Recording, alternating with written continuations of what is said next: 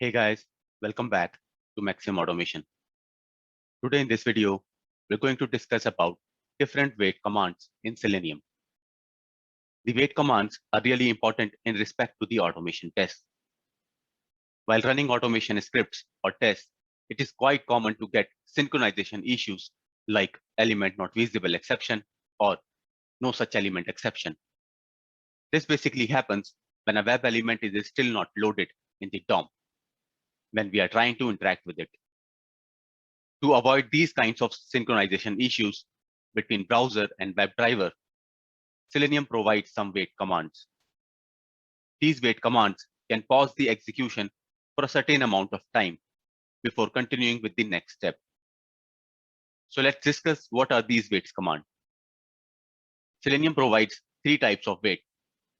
The first one is the implicit wait, another one is explicit wait, and the third one is fluent wait. All these waits are type of dynamic wait. To understand the dynamic wait, first we have to know the static waits.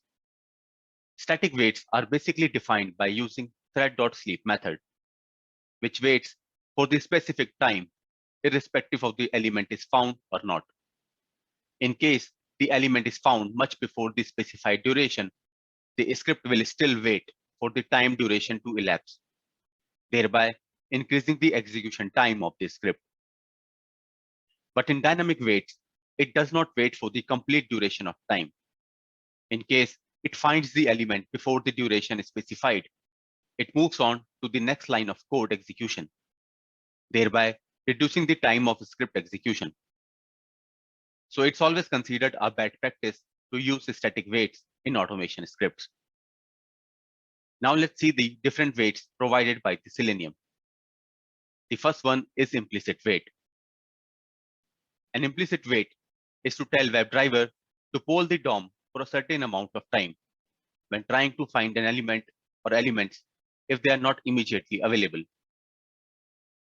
It enables the WebDriver to wait for a certain amount of time before throwing an exception. Once this time is set, WebDriver will wait for the element for the given time before throwing the exception. We can define the implicit wait by typing driver.manage.timeout.implicit wait.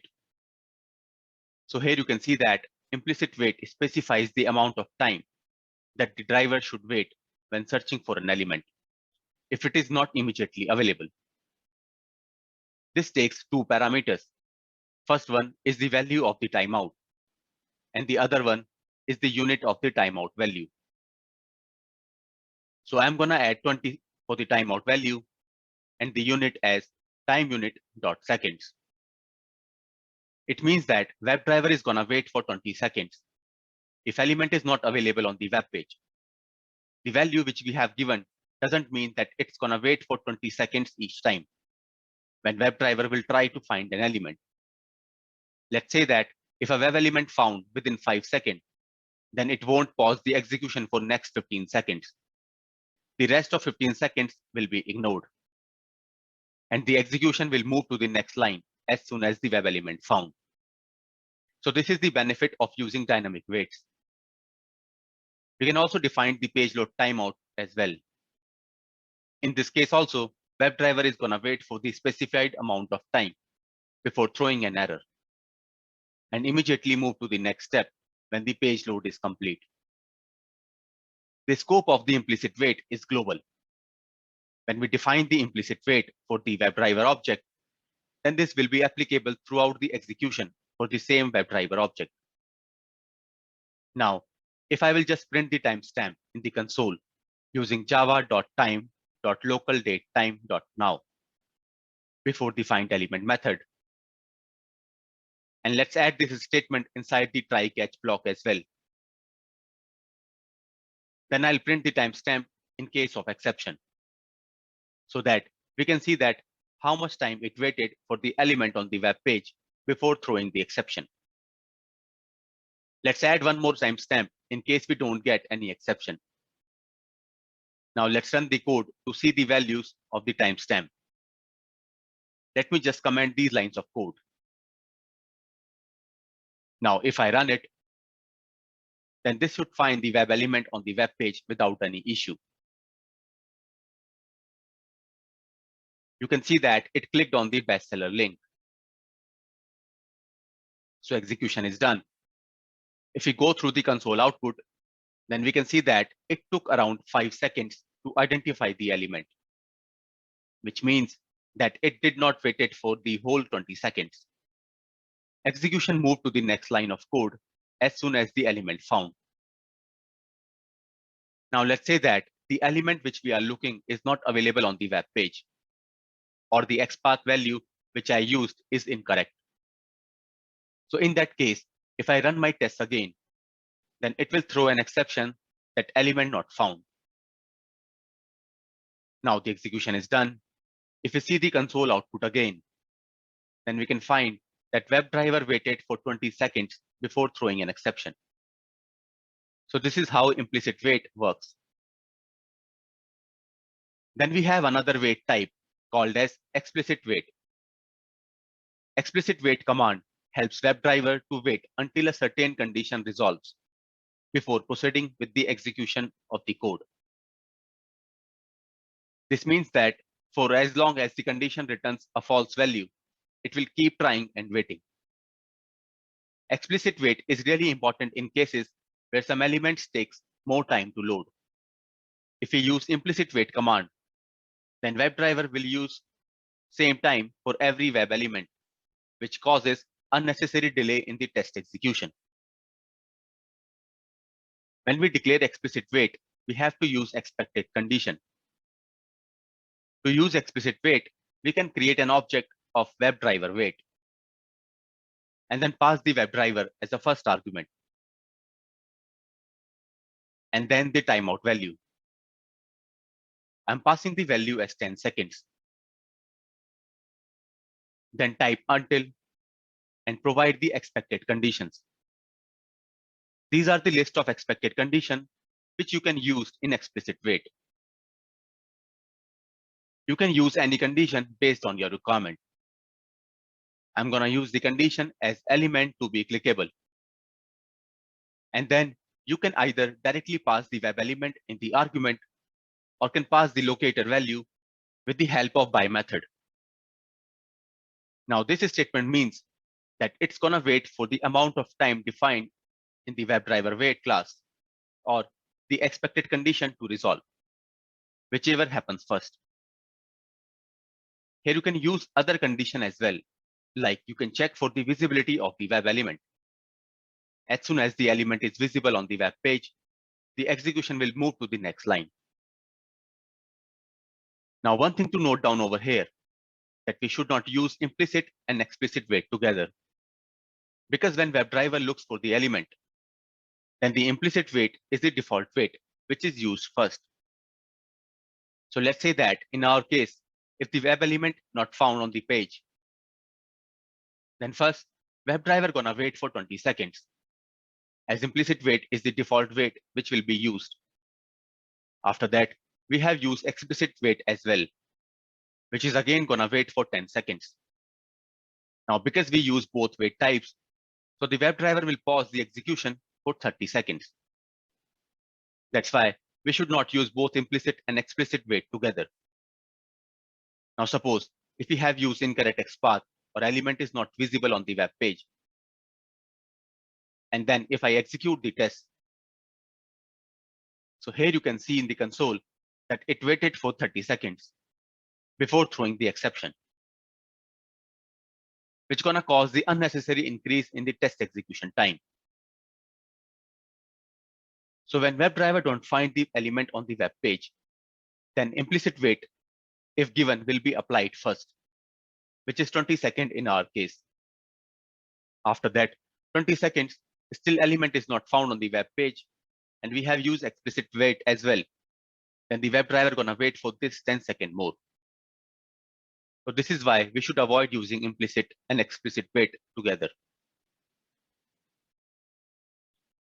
Now for using explicit wait, you can create a generic method for each operation, so that you can call the same method for that particular operation, instead of writing the code again for the explicit wait.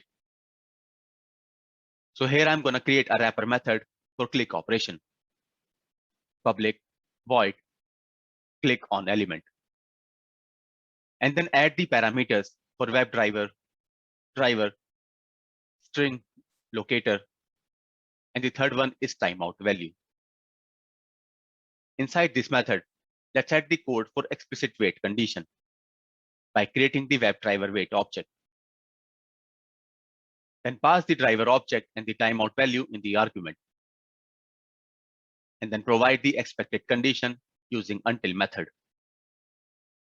After that, call the Selenium click method for the click operation.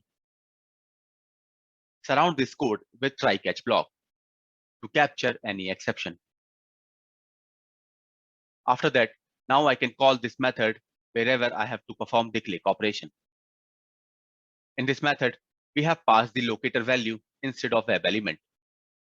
You can also use the web element instead of string locator to create the method more generic. And for that, first you have to create the web element based on your locator. Then pass this element into the function instead of locator string. Let's replace the string locator here as well with the argument web element. Now we can delete this web element object since we are getting it from the function argument now. And then replace the same for element to be clickable method. Now this method can be used for any kind of locator type used, like ID, name, or XPath. And for that, first you need to create the web element and then use this wrapper method for click operation. So this is how you can use explicit wait. Now we have another type of wait in Selenium called as fluent wait. In fluent wait, we can define the maximum amount of time to wait for a condition. Also, the frequency with which to check the condition. The frequency value defines that how frequently you want WebDriver to check if the condition appears. So it will check for an element repeatedly at given regular intervals until timeout happens or the object found. We can also configure the wait to ignore any specific type of exceptions while waiting for the element, such as no such element exception or stale element reference exception. So let's see that how can we create fluent wait.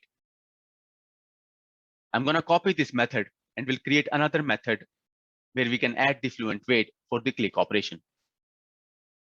Let's rename it to the click element. To create fluent wait, create the wait object of WebDriver type using fluent wait. And then pass the WebDriver object. Import the package for wait object. After that, let's add timeout using with timeout method. Here I'm going to use timeout duration as 20 seconds. Then we can set that how often the conditions should be evaluated by using polling every method.